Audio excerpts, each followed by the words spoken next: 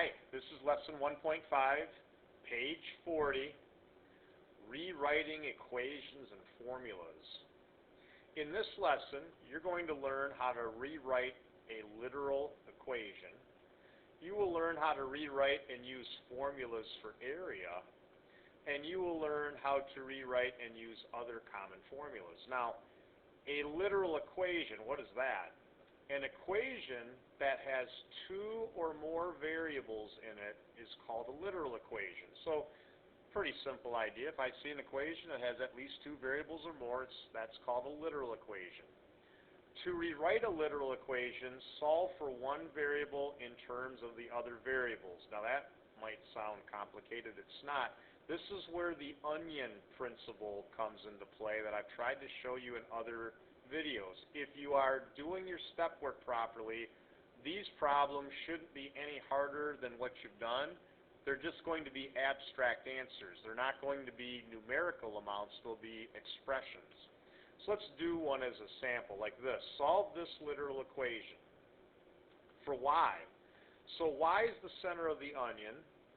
The times 3 is the next layer, and the plus 4x is the outside layer. So I got to peel from outside in. So take away 4x first from both sides. Now be careful. The left side's easy. Plus 4x minus 4x cancels out. But on the right side, can I take these and make them into 5? And I hope you're sitting there saying, no, you can't. They're not alike. And you'd be correct. They're not. So just write 9 minus 4x. There's nothing else I can do with that. Next, divide each side by 3 to get rid of the times 3. And you get y equals 9 minus 4x over 3. Now we get to last chapter. Remember, when you see a statement like this, you can break that into separate fractions. So I'm breaking it into separate fractions, and I'm going to reduce if I can. 9 divided by 3 is 3. 4 divided by 3, 4 and 3 don't have a common factor, so I'll just keep it as a fraction. And that's what the book's getting right there. There's my answer. Y would equal whatever 3 minus 4/3 x is. Let's do another one. Okay, let's look at this sample. Solve the literal equation y equals 3x plus 5xz for x. I want to get x by itself. Okay, so the first step. Now they say in the book you see distributive property. We're basically doing the reverse of the distributive property. It's actually called factoring here. Do you notice how both terms had an x? I can basically undistribute the x. Do you notice that if I was to take x times 3, I'd get back to here, and x times 5z, I'd get back to here? I'm basically doing the reverse of distributing to get from, I'm going to label this, here's step 1 and here's step 2. I did reverse distributing basically. Okay? Now, do you notice how x is being multiplied by 3 times 5z? How do you get rid of multiplication? Well, I hope you're thinking, Mr. Lemansky, I should divide. Correct. Divide each side by 3 plus 5z. So on the right side, those will cancel. And on the left side, I have y over 3 plus 5z, and so that's my answer. X would equal y over 3 plus 5z.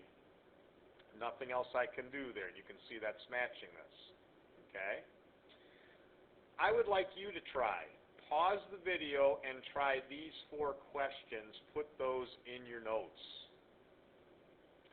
Okay, you're back. You should have tried those 4, and this is what you should have gotten for each. I wrote out the work for each here. Remember, treat these problems like an onion, like here. If I treat this like an onion, I'm solving for y. Y is the center, the times 3 is the next layer, and the minus x is the outside layer. That's why I'm adding x first, and then dividing by 3, and so on. Okay? But anyway, I'll let you look those over. You can pause the video and look these over and make sure. Am I getting these to work out to these answers? Let me square that one in. To those answers. Okay, I'm back again. Let's continue. Let's talk about rewriting and using formulas for area. A formula shows how one variable is related to one or more other variables. A formula is a type of literal equation. Here would be an example problem. The formula for the surface area S of a rectangular prism is S equals 2LW plus 2LH plus 2WH. Solve the formula for the length L. So that means I want L by itself. So let's treat this problem like an onion. I got to get the L's, that's the center of the onion. I got to get that by itself. I have to start off by getting rid of the plus 2WH. Okay, so you notice the first step would be for me to subtract 2WH from both sides, which is what you see they're doing in this step right here. They're just doing it horizontally. I think it's always better to do these vertically. Okay, I think it's easier to see. So anyway, cancel. Now I get to here.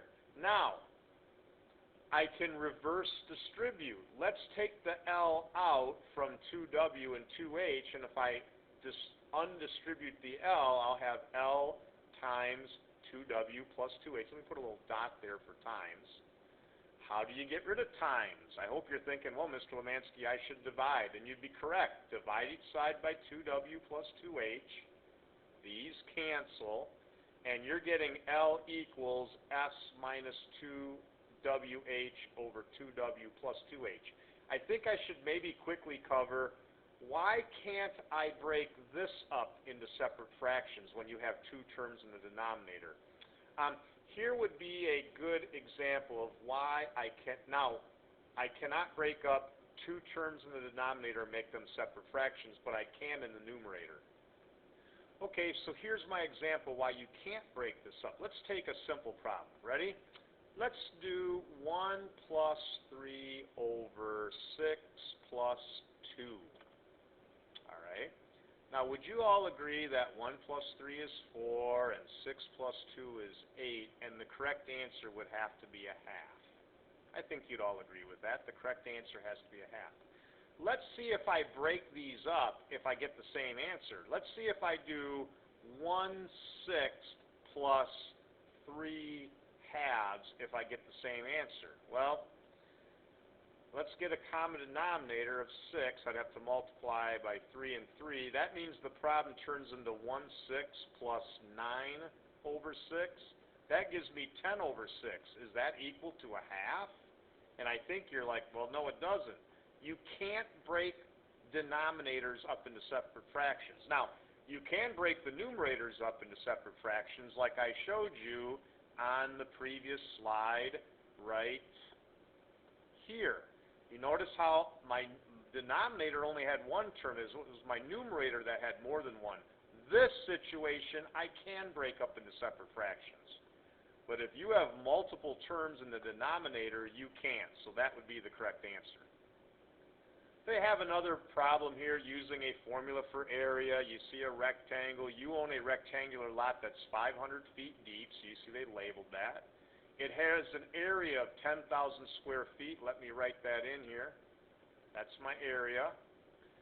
And to pay for a new water system, you are assessed $5.50 per foot of lot frontage. So first of all, find the frontage of your lot. So I got to find the width. So to find the width, I know area equals length times width. So to isolate W, I can divide each side by L, and you see where they're getting this from. Well, now this is easy. Take 100,000, plug it in for A, and take 500 and plug it in for L, and you just found out the width is 200 feet. So if this is 200 feet, your frontage is 200 feet. And we know we pay $5.50 per foot. So if we take 550 and multiply by 200, there's your $1,100 assessment, okay? So we definitely need to be able to rewrite formulas for a given variable. So why don't we try that here? Why don't you pause the video and try questions 7 and 8. Do that now. Okay, I'm back. So you tried 7 and 8. You should have came up with the following. When you solve 7, Let me onion 7. We want to solve for 8. So there is my center of my onion. There's the next layer. I got to divide each side by half b, and this would be correct. I thought this looks nicer. I took the reciprocal of half. That's 2 over 1. I moved the 2. I think that looks nicer, but these are both correct. Here, I'm solving for L. So there's the center of my onion. There's the next layer. There's the outside layer. Take away the pi r squared first, then divide by the pi r. Now you see this situation. I can do separate fractions here. S over pi r minus pi r squared over pi r. And over here the pi r's cancel, and I'm left with that. Okay? Some formulas that you should be at least familiar with. There is a definite formula for Celsius and Fahrenheit temperature. Now, I don't know that I wouldn't demand that you remember this, but you ought to be able to use it. You know, interest equals principal times rate times time. Again, I don't know that I'd expect you to remember it, but you should at least be able to use it. I is interest, P principal, R is the annual percentage rate as a decimal, T is time. Now, the next one, this is one you definitely should remember, and I know you've used it throughout school. Distance equals rate times time. That's one we definitely should at least remember. Like I shouldn't have to give you that formula to get a question done. Now the next thing here they show in the book is they show you how to rewrite these formulas. I'm going to skip over this because we've already talked about how to rewrite a formula. They're just doing it to these formulas. Let's talk about, to conclude the video, how to solve a real-life problem. A truck driver averages 60 miles per hour while delivering freight to a customer. On the return trip, the driver averages 50 miles per hour due to construction. The total time driving is 6.5 hours. How long does each trip take? Now, I think this is kind of slick the way they work this out, but let me be clear what they're doing. Here's what they're saying. The time there plus the time back equals 6.6 hours. Okay, so if you get this on paper, you already got a great start to writing an equation. Now let's think about time. Look at this problem carefully. We have rate, we have time, and we're also talking about there's a certain distance. This is a distance, rate, and time problem. Okay, I need to have this in terms of time. So let's divide each side by r. Time would equal distance divided by rate. So the time there would be the same as the distance divided by rate there, and the time back would be the distance divided by rate back, and that should equal 6.6 hours. So let's think. On the way there, it was a 60 mile per hour rate. So this, on the way there, the rate was 60. We didn't know the distance, but we know the rate. On the way back, the rate was 50. All I have to do is solve this. Well, let's get a common denominator first. My common denominator would have to be 300. Now, 60 times 5 is 300, so d times 5 is 5d. And then 50 times 60 is 300. I misspoke. 50 times 6, I meant to say, is 300. So d times 6 would be 6d. If I add those two up, I'm supposed to get 6.6. Well, I can add those. I have 300 for the denominator. 5d plus 6d is 11d for the numerator. Now I got an easy problem to solve. Okay, so let's solve it. I'm going to draw my onion. D is the center. The 11 is the next layer. The dividing is the last layer. So I got to get rid of the dividing first. That's the outside layer. So how do I get rid of divide 300? I hope you're thinking, well, you should multiply by 300.